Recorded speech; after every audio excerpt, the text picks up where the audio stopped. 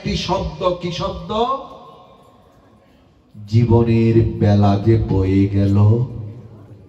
এক রজকিনী, রজকের কন্যা, ধুপার কন্যা তার পিতাকে বললেন, পিতা বেলা যে বয়ে গেল, বাসনায় যে আগুন দেওয়া হয়নি। রজক কন্যা বলেছেন, কেন? তৎকালীন সময়ে তো সাবান সোডা এসব ছিল না, তাই কাপড় পরিষ্কার করত ধুপারা কি দিয়ে জানেন? নয়নতারা একটা গাছ আছে অথবা কলা পাতা পুড়িয়ে, ওগুলাকে বাসনা বলা হতো, ওগুলা পুড়িয়ে ওই ছাই দিয়ে কাপড় ধৌত করা হতো। রজক কন্যা বলেছেন তার পিতাকে, পিতা বেলা যে বয়ে গেল, বাসনায় তো আগুন দেওয়া হলো না। মহারাজ কৃষ্ণচন্দ্র ভাবছেন, সত্যিকার অর্থে আমার জীবনের বেলা তো বয়ে গেল, বিফলেতে জীবন চলে গেল, কিন্তু কৃষ্ণ সেবা তো হলো না। কন্যাটির কাছে গিয়ে বলছেন, মাগো আরেকবার বল। বলছেন, জীবনের বেলা বয়ে গেল, বাসনায় আগুন দেওয়া হলো না। তখন মহারাজ কৃষ্ণচন্দ্র ওই কন্যাকে জড়িয়ে ধরে বলছেন, কন্যা তুই আমার স্বরূপ জাগিয়ে দিয়েছিস, সমগ্র জীবন আমি অর্থের পেছনে ছুটছি, রাজপ্রাসাদ করার জন্য ছুটছি, সমগ্র জীবন গাদার মতো বোঝা বহন করেছি, কিন্তু আমার জীবনের বেলা তো চলে গেল, কৃষ্ণ ভজন তো হলো না, কৃষ্ণ বলে তো কাঁদতে পারলাম না। তখন মহারাজ কৃষ্ণচন্দ্র বলছেন, কন্যা তুই আমাকে আজকে মনের মতো সাজিয়ে দে, আমি আমার রাজপ্রাসাদে আর যাব না, আমি এখন মধুময় বৃন্দাবনে গিয়ে গোবিন্দ গোপীনাথ রাধারানীকে দেখব, সাজিয়ে দিবি? ওই কন্যাটি তখন মহারাজ কৃষ্ণচন্দ্রকে মনের মতো করে সাজিয়ে দিয়েছেন সাধু এসে। আর মহারাজ কৃষ্ণচন্দ্র যাচ্ছেন বৃন্দাবনে। চল রে আমার মধুরী বৃন্দাবন, যমুনার ধারে ধারে তমালের যেতা শ্যাম কুণ্ড রাধা কুণ্ড গিরি গোবর্ধন তমালের যেতাই পিতানন্দ মা যশোদা যত সকাগ তমালের চল রে আমার মা ওই মধুরী বৃন্দাবন, যমুনারে ধারে ধারে তমালের। যখন এই কীর্তন করে মহারাজ কৃষ্ণচন্দ্র আজকে দিনহীন সাধুর বেশে ছুটছে, কিছু দূর যাওয়ার পর ওই কন্যা পেছন থেকে ডাকছেন, মহারাজ একটিবার দাঁড়ান।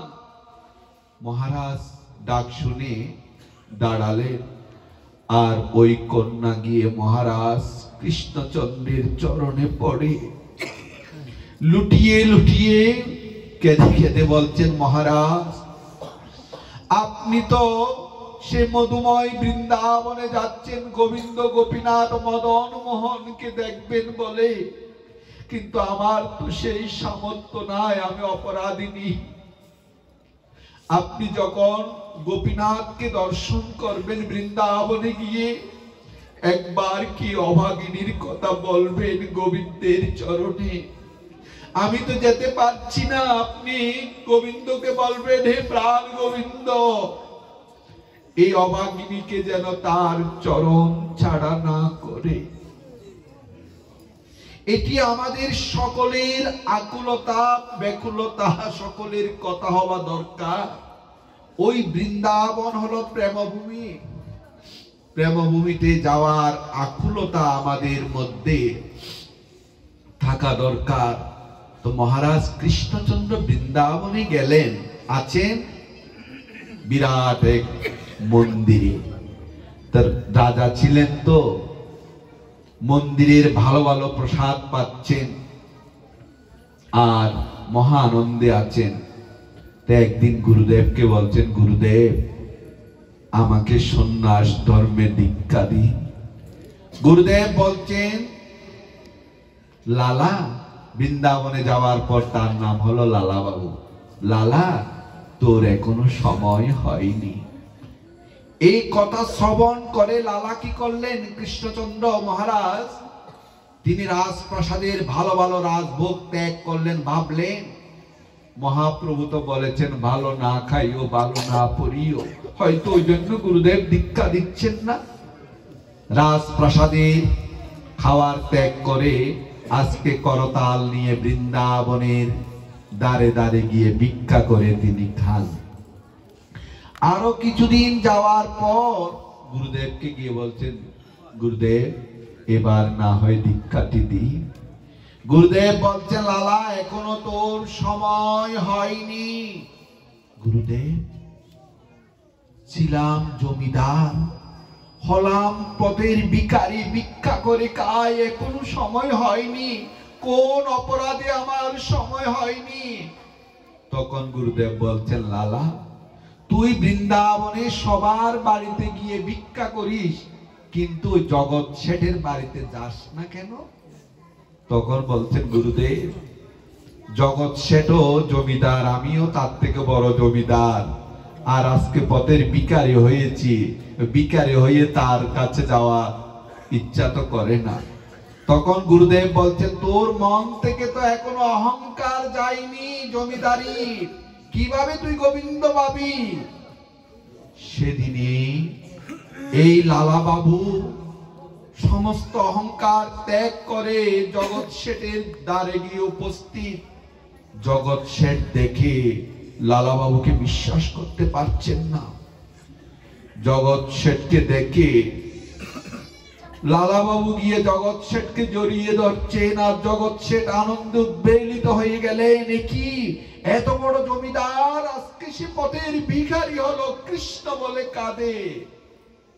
এই যে অহংকার ত্যাগ হলো। এরপরে দুই বন্ধু যমুনায় স্নান করলেন। স্নান করে উঠে দেখেন কি বিশাল এক গোপালের মূর্তি। দেখুন অহংকার শূন্য হওয়ার পর প্রেমময় ভগবানের দর্শন মিলল। এই জন্য বলছি বিদ্যা থাকা ভালো, পাণ্ডিত্য থাকা ভালো, ধন সম্পত্তি থাকা ভালো, কিন্তু অহংকার থাকা ভালো না। অহংকার থাকলে ভগবান আপনাকে দেখা দিবেন না। এই অহংকার শূন্যতা আমাদের জীবনে বড় প্রয়োজন। ভগবান বলেছেন ভগবত ইদম ভাগবত, ভক্ত ভগবানের লীলা কথা অপূর্ব মাধুর্য মণ্ডিত। উড়িষ্যা জেলার বাহাদুরপুর গ্রামে এক দাম্পত্য বাস করত। সতী সাধ্বী, তারা ভিক্ষা করে কৃষ্ণ বলে যা পেতেন তাই রান্না করে জগন্নাথ দেব কৃষ্ণ গৌরের ভোগ দিতেন, সেই প্রসাদ তারা গ্রহণ করতেন। জগন্নাথ দেবের রথযাত্রা আসলে দেখবেন, আজকে বলি ক্ষণ কথা নয়, সে মহাপ্রভুর আমল থেকে রথযাত্রা আসলে সনাতনীদের হৃদয়ে যেন একটা আনন্দের ঢেউ উঠে। এই যে ভগবানকে দেখার যে আকুলতা, জানেন শ্রীধর পণ্ডিতের নাম শুনেছেন চৈতন্য চরিতামৃতে। নবদ্বীপের হাটে বাজারে শ্রীধর পণ্ডিত কলার খোলা, মোছা এসব বিক্রি করতেন। আর পরম দয়াল চৈতন্য মহাপ্রভু এসে কেড়ে কেড়ে নিয়ে যেতেন, না বলেও নিয়ে যেতেন। অনেক সময় শ্রীধর একটু রাগও করত, প্রভু না বলে নিয়ে যায়। প্রভু যখন এই নবদ্বীপ ছেড়ে চলে যান লীলা চলে, আর তো আসে না, আর ওই কেড়েও থোর মোছা নেয় না। এই শ্রীধর ভগবানের প্রতি কিরকম অ্যাট্রাকশন দেখুন, অ্যাডিকশন দেখুন। মহাপ্রভু যেদিন নবদ্বীপ ছেড়ে লীলাচলে চলে গেলেন, সেদিন যে হাসি বন্ধ করলেন, আর হাসতেন না শ্রীধর। কোন দিন হাসতেন? রথযাত্রা যখন আসত, তোর মোছা কাঁধে করে নিয়ে চলে যেত ওই লীলাচলে। গম্ভীরার দ্বারে গিয়ে মহাপ্রভুকে ডাকতেন যে প্রভু, তুমি নদিয়ায় যখন ছিলে, আমার থেকে তুমি জোর করে কেড়ে কেড়ে খেতে, এখন তো আর কেউ আসে না, তাই তোর মোছা নিয়ে এসেছি নদিয়া থেকে, তুমি কৃপা করে গম্ভীরার দ্বার খুলো, আমার এই ক্ষুদ্র পূজার উপাচার তুমি গ্রহণ করো। সেই সময়ে বাহাদুরপুর গ্রামের এক ভক্ত ছিল, নাম হলো কৃষ্ণ মণ্ডল। তার স্ত্রী দুরিকা দেবী, কৃষ্ণ ভক্ত। রথযাত্রা যখন আসলো, হৃদয়টি আনন্দে উচ্চাটন হয়ে গেল। কৃষ্ণ মণ্ডল বলছেন, কল্যাণী, রথযাত্রা আসলো, চলো আমরা দুইজন জগন্নাথপুরীতে গিয়ে জগন্নাথ দেবকে রথে উপরে দেখব। তার স্ত্রী বলছেন, স্বামী, ঘরে আমার জগন্নাথ, কৃষ্ণ, বলরাম আর গৌরের সেবা, এই ফেলে কিভাবে যাব? তাই আমি আপনাকে অনুমতি দিচ্ছি, আপনি যান, আমি সেবা নিয়ে থাকি। সেবার কৃষ্ণমণ্ডল রথযাত্রায় গেলেন। রথযাত্রায় গিয়ে অনেক আনন্দ করলেন। রথযাত্রায় তো হাজার হাজার কোটি কোটি ভক্ত যায়। তার রথ পরে ভগবানকে দেখে জগন্নাথ দেবের চরণে একটি প্রার্থনা করলেন যে প্রভু, এখানে দেখছি অনেকে তার সন্তানকে নিয়ে এসে পিতা পুত্র দুইজনেই নাচছে আর কীর্তন করছে। বিবাহ হয়েছে অনেক দিন, আমার যদি একটি পুত্র সন্তান দিতে, আমিও আমার সন্তানকে নিয়ে এসে তোমার সেবা করতাম। পুরীধামের রথযাত্রার আনন্দ শেষে যখন আবার চলে আসলেন, স্ত্রী জিজ্ঞেস করলেন, আনন্দ কেমন হয়েছে? কৃষ্ণমণ্ডল বলছেন, খুব আনন্দ হয়েছে, তবে তোমাকে না বলে আমি জগন্নাথ দেবের কাছে একটি বস্তু চেয়েছি, আমার যদি একটা পুত্র সন্তান হয়। তাই জগন্নাথ দেবের কৃপাতেই তাদের ঘর আলোকিত করে কিছুকাল পর একটি পুত্র সন্তানের জন্ম হলো। দরিদ্র সন্তানের জন্মগ্রহণ করেছে বিদায় ওই সন্তানের নাম দিয়েছেন দুঃখী। সন্তান যখন একটু বড় হলো, একদিন দেখুন সৎ পিতা কাকে বলে। মহানামব্রত ব্রহ্মচারী বলছেন, ঘটনা চক্রে সন্তান হয় না, ঈশ্বরের চরণে কাতর প্রার্থনায় সুসন্তান হয়। দেখবেন সন্তান অনেকের হয়, সুসন্তান কজনার হয়। এই জন্য দরকার আত্মনিবেদন, প্রার্থনা। সন্তান যখন একটু বড় হলো, কৃষ্ণমণ্ডল গভীর রাত্রিতে সন্তানকে একাকী নিবৃত্তে নিয়ে গিয়ে বলছেন, বাবা, তোকে আমি জগন্নাথ দেবের কৃপায় পেয়েছি। আমার অন্তরের ইচ্ছা তুই সমগ্র জীবন হাগর হাগর বলে কাটবি, গৌরের সেবায় নিজেকে বিলিয়ে দিবি। এই কথা শুনে পিতার মুখে, দেখুন আমাদের বর্তমান সমাজের সন্তানদের পিতারা বলে, তোকে ডাক্তার হতে হবে, ইঞ্জিনিয়ার হতে হবে, ব্যারিস্টার হতে হবে। একবারও বলে না ভক্ত হওয়া তো দূরের কথা, মানুষ হওয়ার কথাটাও বলি না। তাই এই দুঃখী কৃষ্ণদাস পিতার মুখে এই কথা শ্রবণ করে একদিন ঘুমন্ত মাতা পিতাকে ঘুমের মধ্যে রেখে হা কৃষ্ণ গৌর বলে সংসারের সমস্ত বন্ধন ছিন্ন করে ছুটছেন। পথে যাকে পায় তার চরণেই পড়ে বলে, কোথায় গেলে গৌর পাবো, কোথায় গেলে সেই কৃষ্ণ পাবো। একজন বলছেন, পথিক শোনো, তুমি অম্বিকা কালনায় যাও, যেখানে গৌরীদাস পণ্ডিত। গৌরীদাস পণ্ডিত হচ্ছেন স্বয়ং নিত্যানন্দ প্রভুর শ্বশুর। ওখানে যাও, ওখানে এক বাবাজি আছে, নাম হলো শ্যামানন্দ প্রভু। ওই বাবাজির কাছে তুমি গিয়ে দীক্ষা নাও, তাহলে ভগবান পাবে। তাই দুঃখী কৃষ্ণ গৌরীদাস পণ্ডিতের ওখানে গেলেন।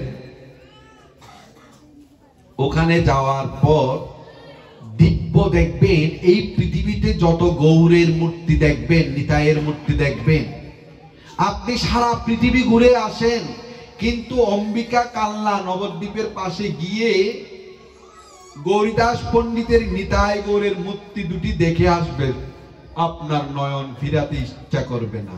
কারণ গৌরীদাস পণ্ডিত নিজেই এই দুটি মূর্তি এই পৃথিবীতে প্রথম তিনি প্রতিষ্ঠা করেছেন। এত সুন্দর, না দেখলে বুঝবেন না। ওখানে দুঃখী গেলেন, যাওয়ার পর হৃদয় চৈতন্য প্রভুর কাছে প্রণাম নিবেদন করে বলছেন, প্রভু আমাকে দীক্ষা দিন। হৃদয় চৈতন্য প্রভু বলছেন, দীক্ষা তো সহজ ব্যাপার না বাবা। দীক্ষা যোগিনী জামল তন্ত্রে বলেছেন দিয়তে, যা দান করলে ভগবানের অনন্ত নাম গুরুদেব যখন শিষ্যের কর্ণে দান করেন, কিয়তে সমস্ত পাপ তাপ দূর হয়ে যায়, তাই হলো দীক্ষা। বলছেন তার আগে তোমাকে ভগবানের সেবা করতে হবে, আমি যদি সন্তুষ্ট হই তাহলে তোমাকে দীক্ষা দিব। কি সেবা? এই নাও একটি মাটির কলস দিচ্ছি, এই যে কৃষ্ণের ফুলের বাগান দেখছো না, গঙ্গা থেকে প্রতিদিন জল এনে মাটির কলসে করে এই বাগানে জল সিঞ্চন করবে, এটি তোমার কৃষ্ণ সেবা। তাই দুঃখী কৃষ্ণদাস ওই কলস নিয়ে মহা আনন্দিত। কেন? ভগবানের সেবা পেয়েছেন। তাই মন প্রাণ সমর্পণ করে মঙ্গল আরতির পর গঙ্গা থেকে জল আনেন। এক কলস দু কলস জলে তো আর বাগানে হয় না, অনেকক্ষণ যাবৎ জল আনেন। এভাবে দিনের পর দিন সে কলসে করে জল আনতে আনতে কলসের মাটির কলসের গসা লাগতে লাগতে মাথায় ঘা হয়ে গেল। কিছুদিন পর পোকা হয়ে গেল, কিলবিল করছে। দেখুন কৃষ্ণ সেবায় কি আনন্দ। এই যে ঘা হয়ে গেল, তাও গুরুদেবকে দেখাচ্ছেন না কেন? গুরুদেবকে দেখালে গুরুদেব যদি সেবা বন্ধ করে দেয়। তাই এই পোকার যন্ত্রণা সহ্য করতে না পেরে একদিন মাথায় একটা পাগড়ি বাঁধলেন আর পাগড়ির উপরে কলসটি বসালেন, কারণ খুব যন্ত্রণা হচ্ছে। গুরুদেব দেখে ফেললেন, হৃদয়ানন্দ প্রভু, দুঃখী তুই পাগড়ি পরছিস কেন রে? দুঃখী বলছেন, না গুরুদেব, এমনি পড়েছি। এমনি পড়েছি, সেদিকে আয়। যে পাগড়ি ধরে টান দিলেন, দেখেন কি ওই পাগড়ির মধ্যে রক্তাক্ত পোকা লেগে আছে, মাথা ঘা হয়ে গেল। তখন হৃদয়ানন্দ প্রভু বলছেন, দুঃখী তোর মাথায় ঘা হয়েছে, তুই আমাকে কেন জানাসনি? আমি ডাক্তার দেখাতাম। তখন দুঃখী কৃষ্ণদাস, দেখুন কৃষ্ণ সেবা কাকে বলে, দিলে ভগবানের সেবা হয় না।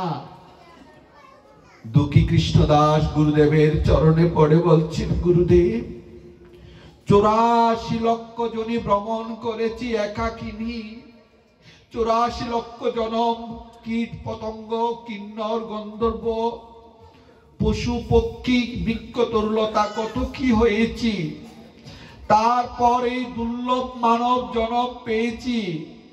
তাই তুমি কৃপা করে আমাকে কৃষ্ণ সেবা দিয়েছিলে, কিন্তু আমি সেই পাপী, আমি যে কৃষ্ণ সেবা করতে পারলাম না। গুরুদেব আমার কি তাহলে আর কৃষ্ণ সেবা হবে না? তুমি কৃপা করে আমাকে কৃষ্ণ সেবা দিয়েছিলে, কিন্তু আমি তো করতে পারলাম না। খুব কাঁদছেন।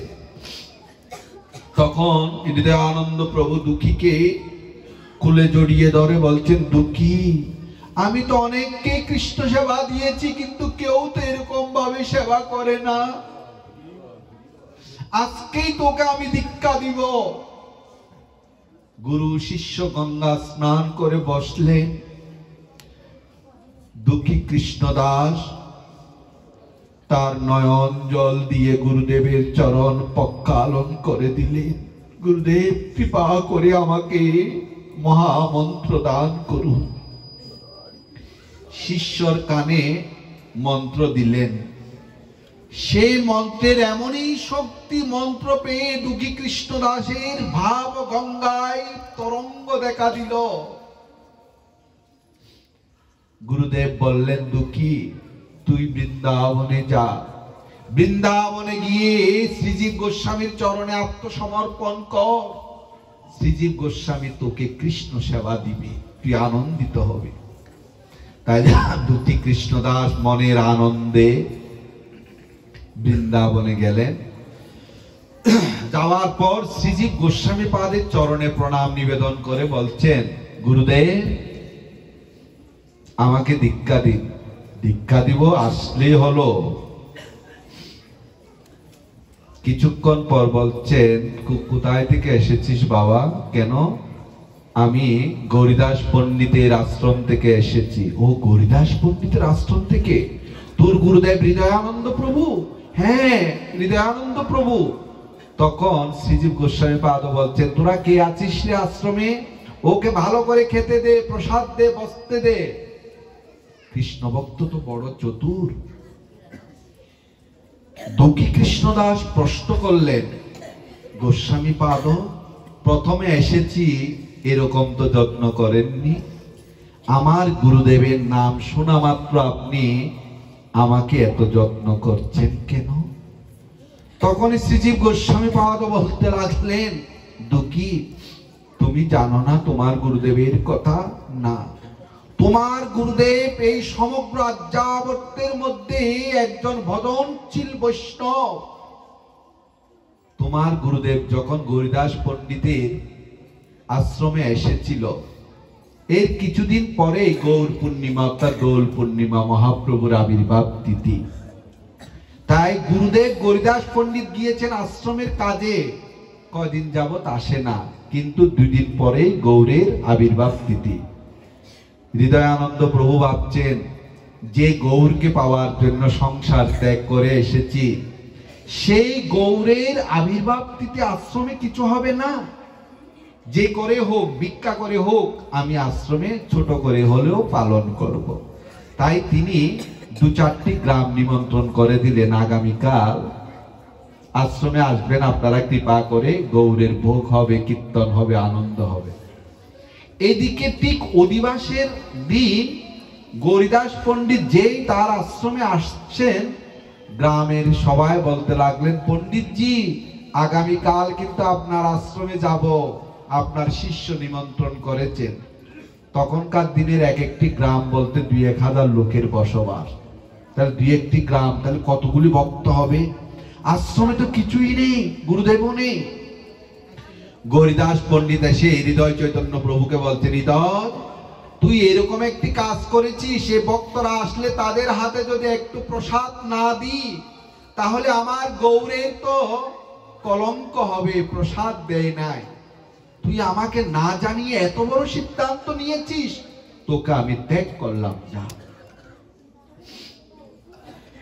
হৃদয় চৈতন্য প্রভু আজকে ভগবানের চরণ সেবা থেকে বঞ্চিত হয়ে মনের দুঃখে কষ্টে গঙ্গার তীরে গিয়ে বসে বসে কাঁদছে আর অদ্বৈত প্রভুকে স্মরণ করছেন। হে মহাবিষ্ণু অবতার অদ্বৈত প্রভু, তুমি তো কৃষ্ণকে তুলসী দিয়ে নয়ন জলে মদন মোহন বলে গৌর রূপে এনেছিলে। আমি সেই গৌরের চরণ সেবা থেকে বঞ্চিত হলাম। দুপুরের ভোগের পর বৈকালে আরতি দিতে যাবেন গৌরীদাস পণ্ডিত। যেই মন্দিরের দরজা খুললেন, অমনি দৈববাণী হলেন। নিতাই গৌর 2 ভাই বলতে লাগলেন, গৌরীদাস, তুমি আমার ভক্তকে আমার চরণ সেবা থেকে বঞ্চিত করেছ। তুমি থাকো, আমরা 2 ভাই চলে যাচ্ছি তোমার আশ্রম থেকে। গৌরীদাস পণ্ডিত তখন হন্তদন্ত হয়ে ভগবান চলে যাবেন আশ্রম থেকে, কারণ ভগবান যেই গৃহে থাকবে না, যে আশ্রমে থাকবে না, সে আশ্রম শ্মশান তুল্য। গৌরীদাস পণ্ডিত ডাকছেন, হৃদয় কোথায় তুই বাবা, একবার এসে আমাকে দেখা দে। হৃদয় চৈতন্য প্রভু তো গঙ্গার তীরে বসে কাঁদছেন। হঠাৎ শুনতে পেলেন গুরুদেবের ডাক, আর হৃদয় চৈতন্য ছুটে আসছেন, আর গুরুদেব যাচ্ছেন। হৃদয় চৈতন্য অধীর আগ্রহে ছুটে আসছেন, কেন? নিশ্চয় আমার অপরাধ ক্ষমা হয়েছে, আমি এবার গৌরীর সেবা করতে পারবো।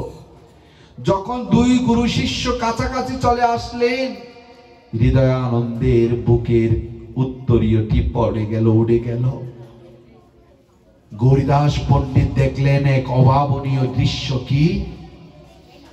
গৌরীদাস পণ্ডিত দেখতে পেলেন ওই হৃদয় চৈতন্য প্রভুর হৃদয়ে বুকের মধ্যে নিতাই গৌর দুই ভাই যেন মনের আনন্দে নৃত্য করতে লাগলেন।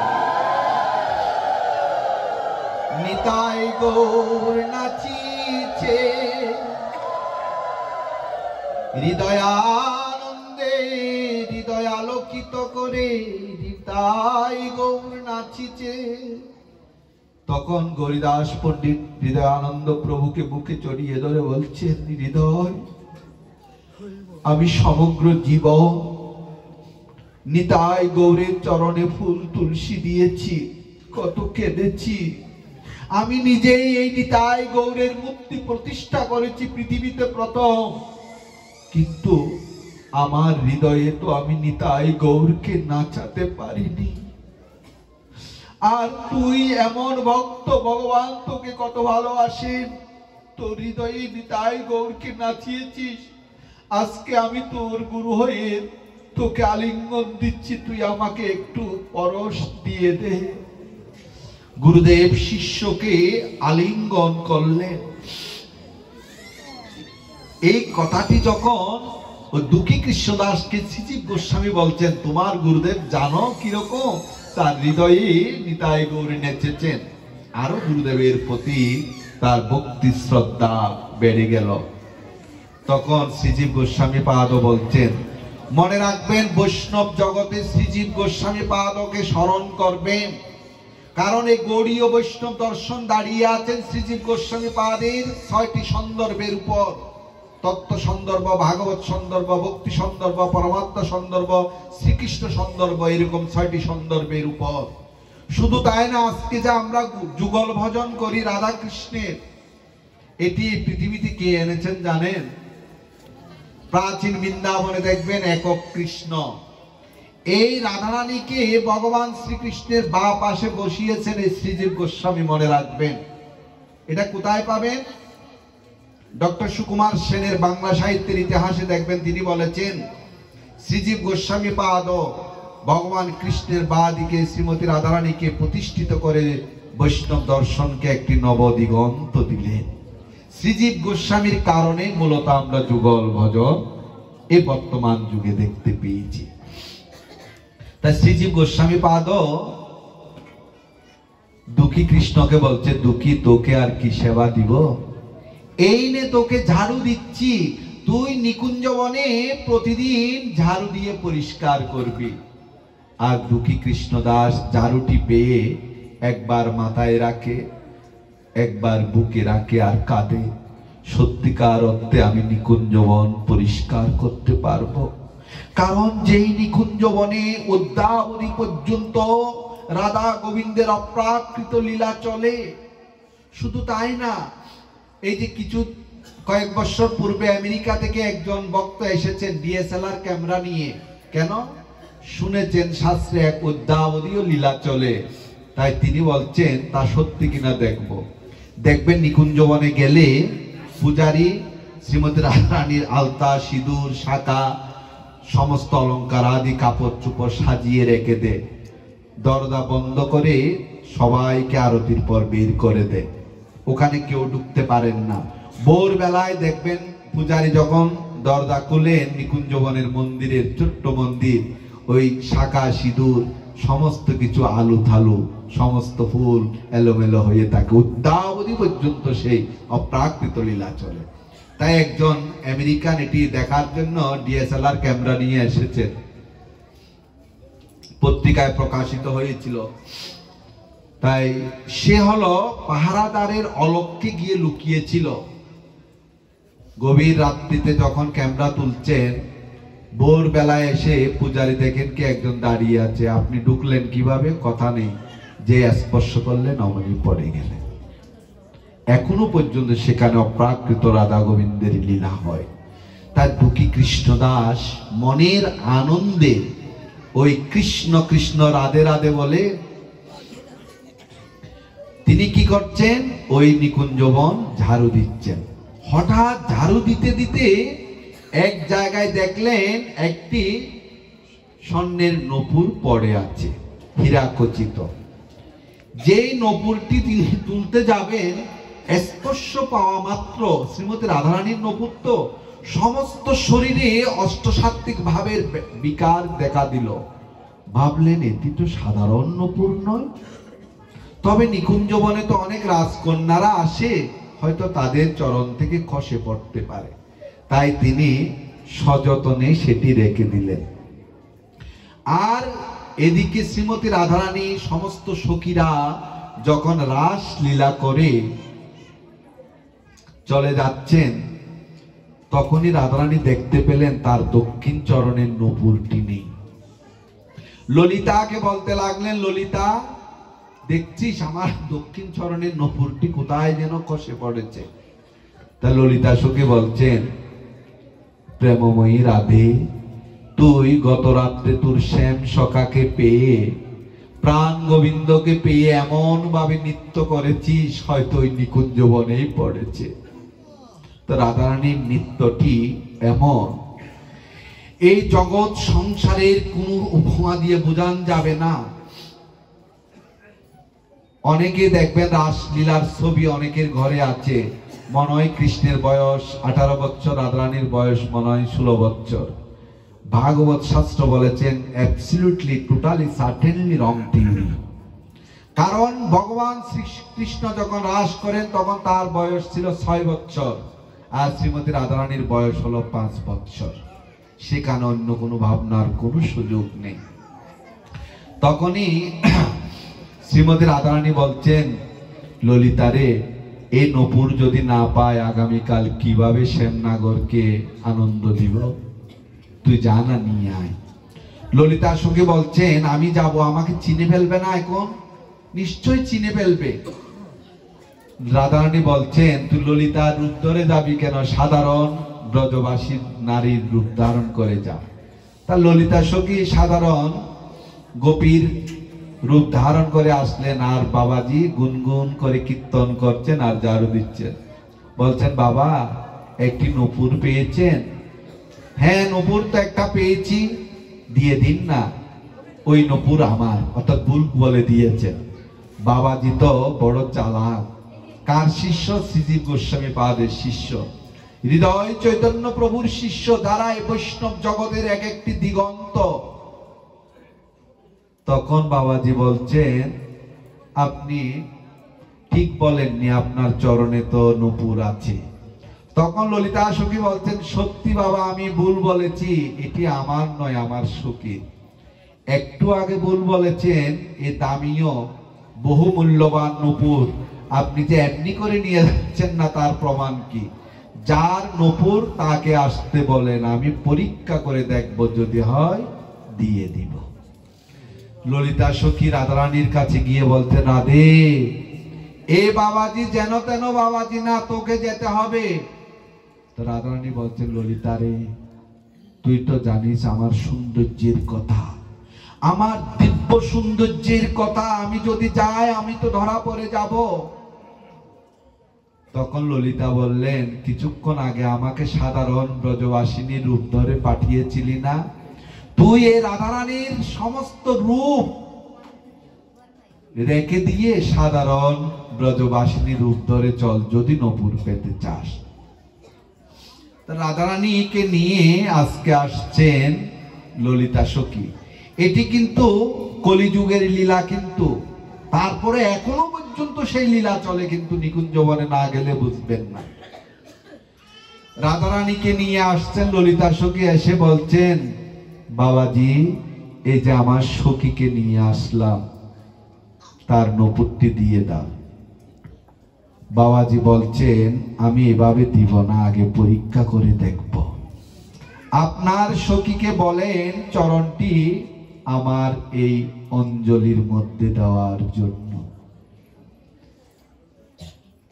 এদিকে দুঃখী কৃষ্ণদাস তার পূর্বে বলছেন, আমি মিলিয়ে দেখব। দেখেন কি, যারা নূপুর তৈরি করে স্বর্ণকার, এক নূপুরে যা থাকবে অপর নূপুরও তাই থাকবে। এই নূপুরে যে কটি হীরা ও নূপুরেও সে কটি হীরা মিলে গেল।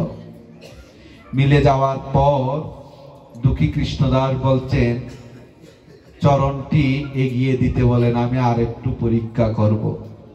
তখনই রাধারানী ললিতার হাত চেপে ধরে বলছেন, ললিতা রে, আমি এই চরণ এগিয়ে দিব না। কেন? কারণ আমার চরণের তালুতে যে 19টি লক্ষণ আছে, যদি শাস্ত্র সম্বন্ধে তার অভিজ্ঞতা থাকে তাহলে তো আমি ধরা পড়ে যাব, আমি দিব না। বাবাজি বলছেন, ললিতাকে আপনার সখীকে বলেন তাড়াতাড়ি দিয়ে নিয়ে যাওয়ার জন্য। তো ললিতা সখী বলছেন, রাধে, যখন হারিয়েছিস নূপুর তোর দরকার তখন দিয়ে দেয় না। ললিতা এখানে কিন্তু যোগমায়ার কাজ করছেন, ভক্ত ভগবানকে মিলানোর জন্য। রাধারানী ভয়ে ভয়ে চরণটি বের করলেন। তখন দুঃখী কৃষ্ণদাস বলছে, ওই চরণ আমার এই হাতের মধ্যে দে, আমি দেখব মিলিয়ে। হাতের মধ্যে যখন দিলেন, দুঃখী কৃষ্ণদাসের সমস্ত শরীরে অষ্টসাত্ত্বিক ভাবের বিকার দেখা দিল, যেন প্রেম তরঙ্গ। বুঝে গেলেন সাধারণ কেউ না। মিলিয়ে দেখছেন রাধারানীর চরণের তালুতে যে ধ্বজা, অমৃত কলস, এইসব চিহ্ন দেখেন কি মিলে গিয়েছে। কারণ শ্রীজীব গোস্বামীর কাছে ভাগবত শিখেছেন দুঃখী কৃষ্ণদাস। এই শ্রীমতী রাধারানীর চরণে যে লক্ষণ, ওই লক্ষণগুলি জীবন্ত হয়ে আজকে দেখা দিচ্ছে। তখনই দুঃখী কৃষ্ণদাস বলতে লাগলেন, তপ্ত কাঞ্চন গৌরাঙ্গী রাধে হে বৃন্দাবনেশ্বরী বৃষভানুসুতেং দেবী তং নমামি হরিপ্রিয়ে। দুঃখী কৃষ্ণদাস শ্রীমতী রাধারানী প্রেমময়ীর চরণ বুকে জড়িয়ে ধরে বলছেন, হে প্রেমময়ী, বৃন্দাবনে এসেছি কতদিন শুধু তোমার চরণ লাভ করার জন্য। আমার কোনো যোগ্যতা, ভব্যতা, সাধন ভজন কোনো কিছু নেই। কারণ তোমাকে উজ্জ্বল নির্মলী গ্রন্থের রূপ গোস্বামী পাদ বলেছেন, সর্বভাব উদ্গম উল্লাসী মদন হয়ং পরাত পর রাজতে রাধয় রাধয়মেব সদা। শ্রীমতী রাধারানী কি সমগ্র ভাবের মহাসমুদ্র। হে প্রেমময়ী, কৃষ্ণ কৃষ্ণ প্রেমের জীবন্ত মূরতি, কৃপা করে যখন এসেছ তখন আমার কাছে আর তোমার রূপ লুকিয়ে না, তোমার সেই দিব্য রূপ আমাকে দেখাও, তুমি রাধারানী। রাধারানী বলছেন, বাবাজি আমি রাধারানী নই, তুমি ভুল করছো। ওই বাবাজি বলছেন, না আমি ভুল করিনি, আপনার চরণ তলুতে সমস্ত লক্ষণ জীবন্ত হয়ে উঠেছে। তো ললিতা সখী বলছেন, রাধে তুই ধরা পড়েছিস, আর লুকাতে পারবি না, তুই দেখা দে। তখন শ্রীমতী রাধারানী দিব্য রূপ দর্শন দিয়েছে। রাধে রাধে জপা করো, কৃষ্ণ নাম রস প্রিয়া করো, রাধে রাধে জপা করো, কৃষ্ণ নাম রস পিয়া করো। রাধে দেंगे तुमको शक्ति, मिलेंगे तुमको कृष्ण भक्ति। राधे देंगे तुमको शक्ति, मिलेंगे तुमको कृष्ण भक्ति। राधे राधे जपा करो, कृष्ण राम रस पिया करो। बोलो राधा रानी की जय, महारानी की जय। राधा रानी की जय, महारानी की जय।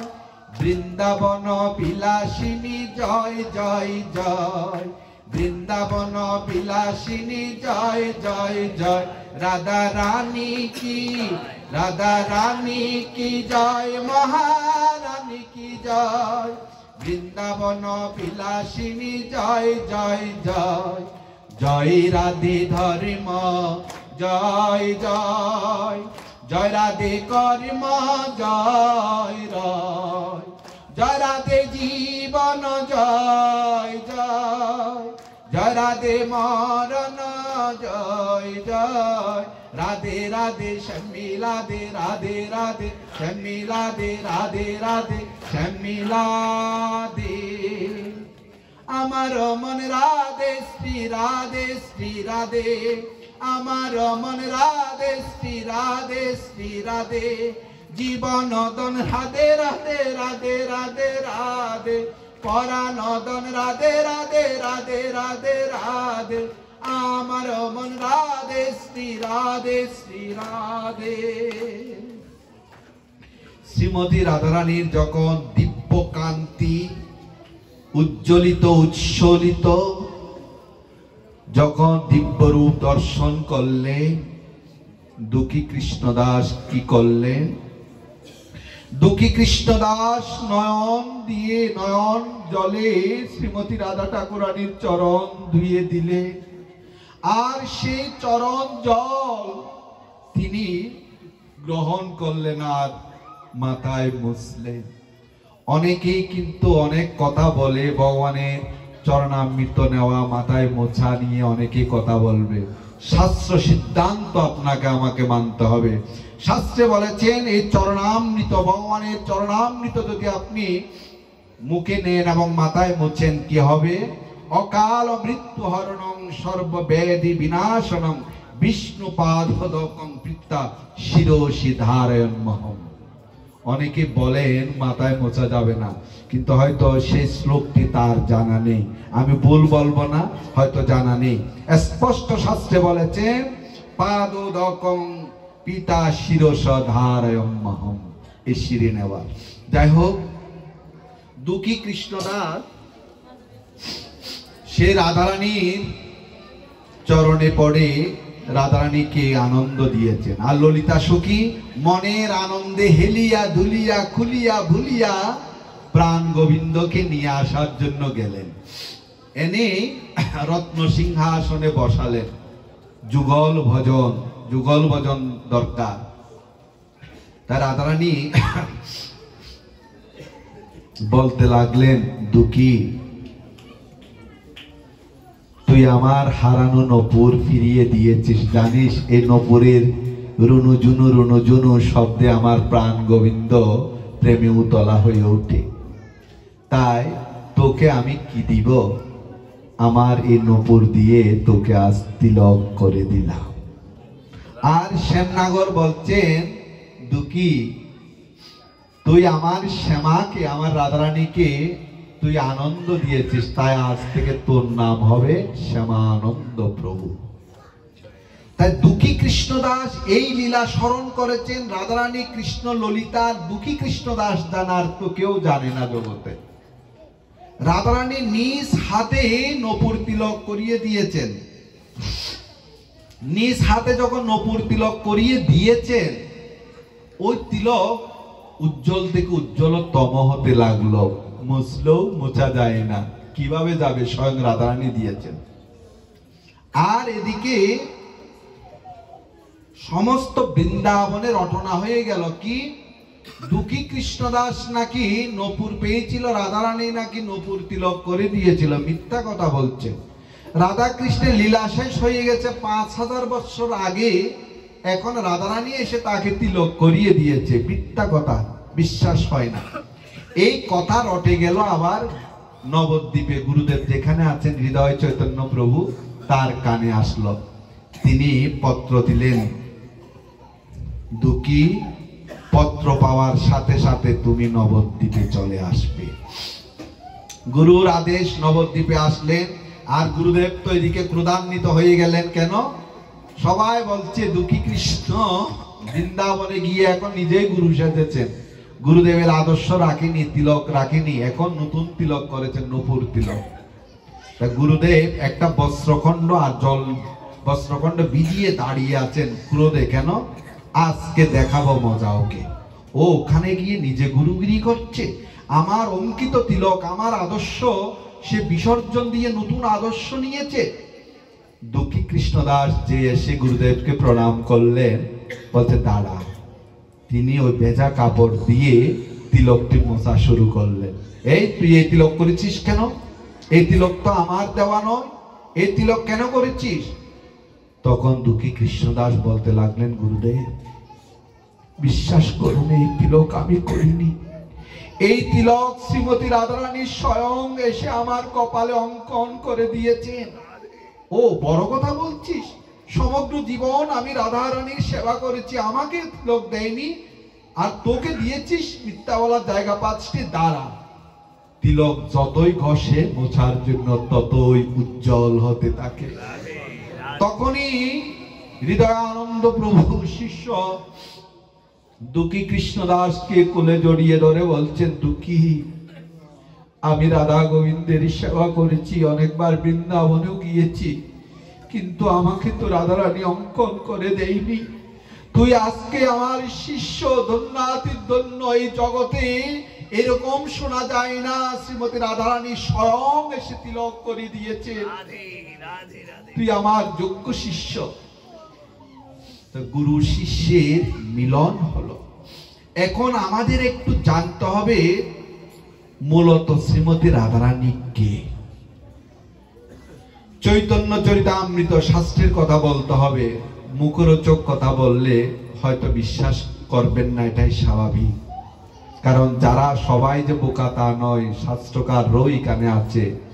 চৈতন্য চরিতামৃতে বলেছেন, পূর্ণানন্দ আমি চিন্ময় পূর্ণ তত্ত্ব শ্রীমতী রাধিকার প্রেমে করে আমাকে উন্মত্ত। না জানি রাধার প্রেমে আছে কত বল, যে বলে আমাকে করে সদা প্রিয় বল। এই রাধারানী বলছেন, ভগবান শ্রীকৃষ্ণ আমি এই জগৎ সংসারে একমাত্র শ্রীমতী রাধারানীর প্রেমে উন্মত্ত হই। কারণ শ্রীমতী রাধারানীর সমগ্র হৃদয় কৃষ্ণময়।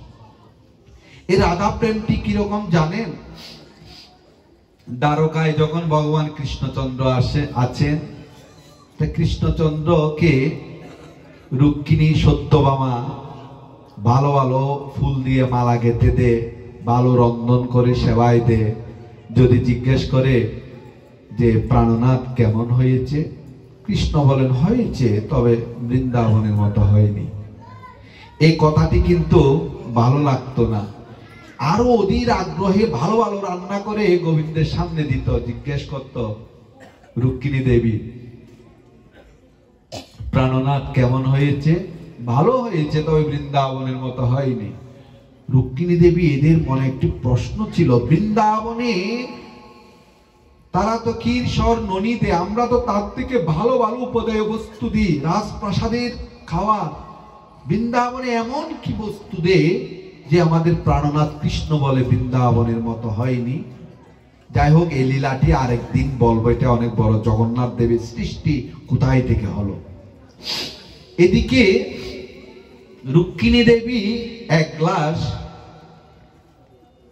এক বাটি দুধ এনে কৃষ্ণের হাতে দিলেন। কিছু বাটি আছে যেমন পাথরের বাটি, দুধ গরম হলেও কিন্তু সহজে বোঝা যায় না ধরলে।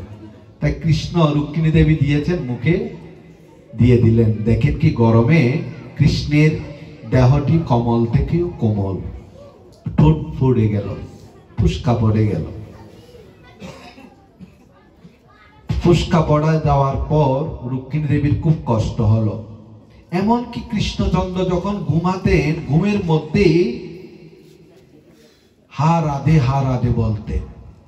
তখন রুক্মিণী দেবী একদিন কৃষ্ণকে বলছেন, প্রাণ কৃষ্ণ, যে এই দ্বারকায় কি আমরা তোমাকে সেবা করতে পারি না?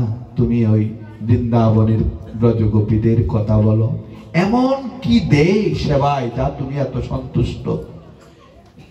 গোপী গোপী বলে তুমি চিৎকার দাও ঘুমের ঘুরে, আসলে তারা কিরকম সেবা করে? রুক্মিণী দেবী কে তখন কৃষ্ণ বলছেন, রাধারানীর ভালোবাসা তুমি যদি জানতে চাও তাহলে রাধারানীর কাছে যেতে হবে।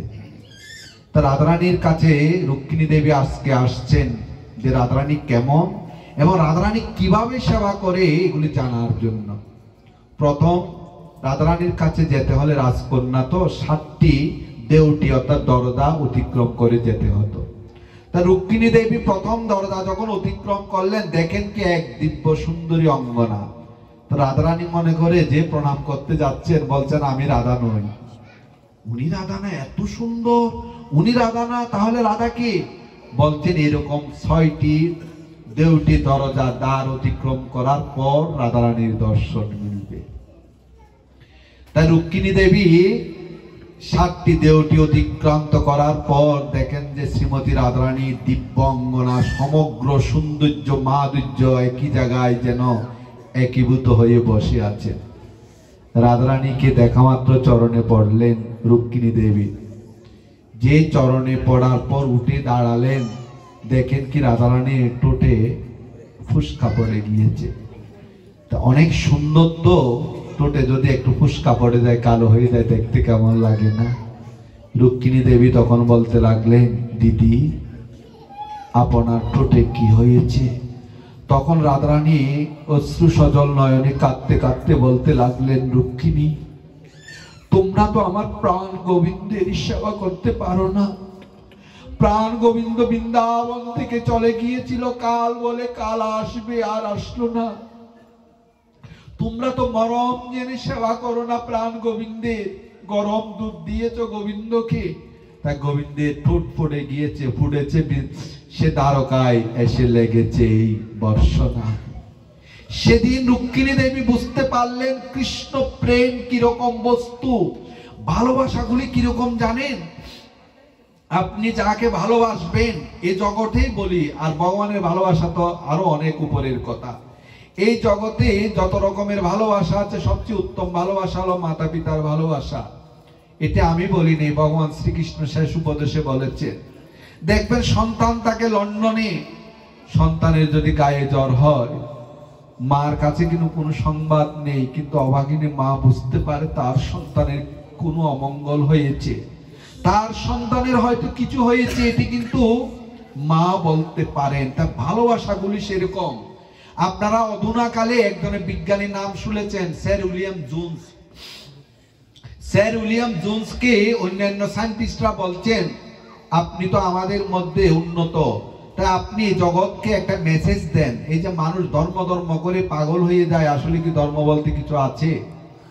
তখন স্যার উইলিয়াম জোন্স বলছেন, দেখুন ব্যাধিগ্রস্ত সন্তানের মা হাসপাতালের বেডে, সন্তান শুয়ে আছে, ডাক্তার বলে দিয়েছেন তার সন্তান হয়তো বাঁচবে না। ওই অভাগিনী মা দৌড়ে এসে ঠাকুর মন্দিরে এসে প্রণাম করে, পিস পিস করে কি যেন বলছেন।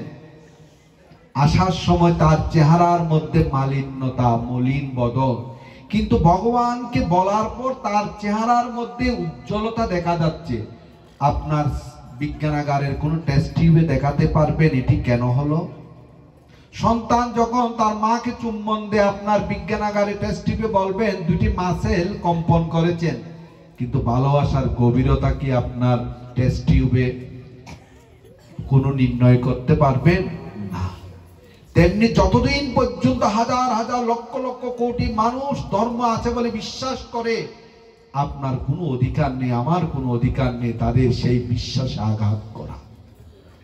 তাই ভালোবাসাগুলা দেখবেন যাকে প্রকৃতপক্ষে ভালোবাসে সেই জানে এ মরমের কথা। তাই শ্রীমতী রাধারানীর ভালোবাসাটা কিরকম জানেন? সমগ্র জগৎ আমরা সকলেই কিন্তু শ্রীমতী রাধারানীর অংশ। রাধারানীর দুঃখ এই জায়গায় যে জগৎ আমার প্রাণ গোবিন্দের সেবা করতে পারে না। তাই রাধারানীর ইচ্ছা যে একদিন শ্রীমতী রাধারানী সমস্ত সখীদের নিমন্ত্রণ করেছেন, সবাই এসেছেন, কিন্তু রাধারানী কৃষ্ণ ধ্যানে নয়ন বন্ধ করে রেখেছেন, সব সময় কৃষ্ণ ধ্যানে থাকেন। তা ললিতা সখী বলতে, রাধে তুই সবাইকে নিমন্ত্রণ করে এনেছিস আর কথা বলছিস না, এটা তো সুন্দর না। রাধারানী তো আসলে এই জগতেই ধ্যান নেই, কৃষ্ণ ভাবছেন। একবার দুইবার তিনবার কোনো কথা নেই, চারবারে হাত দিয়ে ধাক্কা দিয়ে বলছে, রাধে তোর কি হয়েছে বল। তখন রাধারানী অশ্রু সজল নয়নে কাঁদতে কাঁদতে বলতে লাগলেন, সখীরে তুই বলছিস আমার কি হয়েছে? আমার কি হয় নাই, আমি তো শুধু এতটুকু চেয়েছি আমার প্রাণ গোবিন্দের শ্রী চরণ তলে যেন শান্তি পায়, তাই ইচ্ছা করে সদা সর্বদা কৃষ্ণের কাছে যেতে। কিন্তু এই সমাজ আমাকে কলঙ্কিনী বলে ডাকে, তাই আমি অভিশাপ করছি, আমি যেরকম কৃষ্ণকে ভালোবেসে কাঁদছি, কলঙ্কিনী হয়েছি, সমগ্র জগৎ একদিন কৃষ্ণ বলে কাঁদবে। তখন ললিতা বলতে, রাধে তো তোর কোনো অভিশাপ নাই, আশীর্বাদ, কৃষ্ণ বলে কাঁদবে।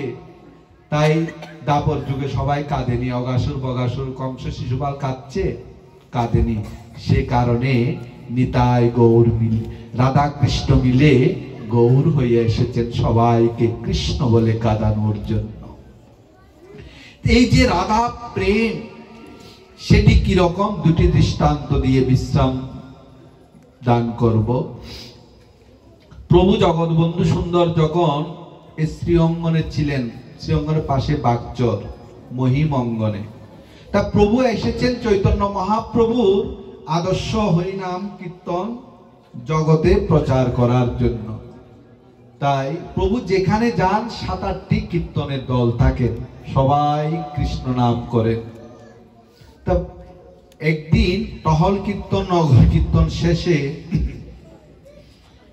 তুমুল হরিনাম কীর্তন হচ্ছে এই যে বারণী স্নানে। কাবেরী নদীর তীরে এক ভক্ত মদন মোহন সাহা বসে বাতাসা বিক্রি করছেন, আর এদিকে মহিম অঙ্গনে তার কিছু 500 মিটার দূরে মহিম অঙ্গন, ওখানে প্রভু আছেন, আর ভক্তরা প্রভু রচিত একটি কীর্তন করছেন। কি কীর্তন? কবে রাধার দয়া হবে যাব বৃন্দাবন রে, গোপীপদ রজশিরে করিব ধারণ রে, সখী শনে অভিসারে করিব গমন রে, রাধা কৃষ্ণে সেবা পাব এই অবিলাসরে। এই যে পদটি হলো কবে রাধার দয়া হবে যাব বৃন্দাবনে রে। এই নামে এত মাদকতা, এত মধু, কীর্তনিয়ারা আর পরের লাইনগুলা গাইতে পারছে না, এত আনন্দ পাচ্ছে। কবে রাধার দয়া হবে যাব বৃন্দাবনে, এই কীর্তন চলছে। এই কীর্তনের ধ্বনি চলে গেল ওই 500 মিটার দূরে মদন মোহন সাহা যে বাতাসা বিক্রি করছেন না, কারণ হাজার হাজার পুণ্যার্থীরা, তীর্থ দর্শনকারীরা কাবেরীতে স্নান করছেন আর মন্দিরে এসে প্রণাম করছেন, বাতাসা বিক্রি করছেন। যেই মদন মোহন সাহার কানে চলে গেল কবে রাধার দয়া হবে যাব বৃন্দাবনে রে, এই রাধা নামে যে কত প্রেম, মদন মোহন সাহা আর বাতাসা বিক্রি করতে পারলেন না। তিনি কোনো ক্রমে বাতাসার ওই বিক্রি বন্ধ করে পয়সা যে পেয়েছেন ওই মাজার মধ্যে আছে কুমোরে, আর 2 বাহু তুলে নাচতে নাচতে কবে রাধার দয়া হবে যাব বৃন্দাবনে, কবে রাধার দয়া হবে যাব বৃন্দাবনে, এই বলতে বলতে তিনি মহিম অঙ্গনে আসলেন যেখানে কীর্তন চলছে। শত শত ভক্তের মাঝে ওই মদন মোহন সাহাকে দেখা যাচ্ছে, এমন ভাবে রাধা প্রেমের বাতাস লেগেছে, উদ্দণ্ড নৃত্য করছে, আকাশ বাতাস প্রকম্পিত। কীর্তন করতে করতে বাতাস আসলে কদলী বৃক্ষ কলা গাছ যেরকম কাঁপতে থাকে, তেমনি রাধা প্রেমের বাতাসে মদন মোহন সাহা কাঁপতে কাঁপতে কবে রাধার দয়া হবে যাব বৃন্দাবনে বলতে বলতে মাটিতে লুটিয়ে পড়লেন। এই একটি কথা বলতে বলতে মুখ দিয়ে ফেনা বের হলেন। সারাদিন চলে গেলেন। গভীর রাত্রিতে প্রভু জগৎবন্ধু সুন্দর এসে তার মাথায় চরণ দিলেন, এক পলক থাকালেন, থাকাইয়ে কবে রাধার দয়া হবে যাব বৃন্দাবনে এই বলতে বলতে নয়ন বন্ধ করলেন। আর কিছুক্ষণ পর প্রভু জগৎবন্ধু সুন্দর বলতে লাগলেন, মহিম, মদন আর এই জগতে নেই। কেন প্রভু? আমি খোল বাজিয়েছি, মদন কীর্তন করেছে, নাচছে, মদন নেই মানি? বলছেন মদন আর নেই। কবে রাধার দয়া হবে যাব বৃন্দাবনে? ওই রাধা প্রেমে এত প্রেম, রাধা নামে এত প্রেম, এত মাদকতা, এত শক্তি, স্বয়ং শ্রীমতী রাধারানী তাকে হাত ধরে বৃন্দাবনে নিয়ে গিয়েছে।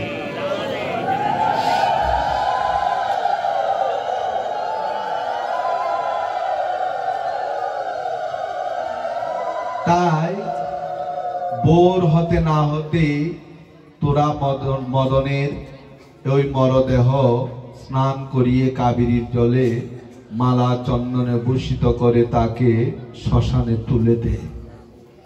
কি নিদারুণ!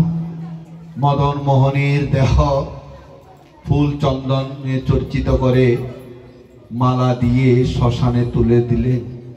শ্মশানে যখন আগুন দেওয়া হলো, পদ্মগন্ধ বের হতে লাগলো। সবাই বলতে লাগলো, জন্মিলে মরিতে হয়, এ কথা সত্য, কিন্তু এমন মরণ কজনার হয়? কবে রাধার দয়া হবে যাব বৃন্দাবনে? এমন ভাবে ডেকেছেন, স্বয়ং রাধারানী তাকে হাত ধরে মধুময় বৃন্দাবনে নিয়ে গেলেন। এই রাধা নামে যে কত শক্তি, কত প্রেম!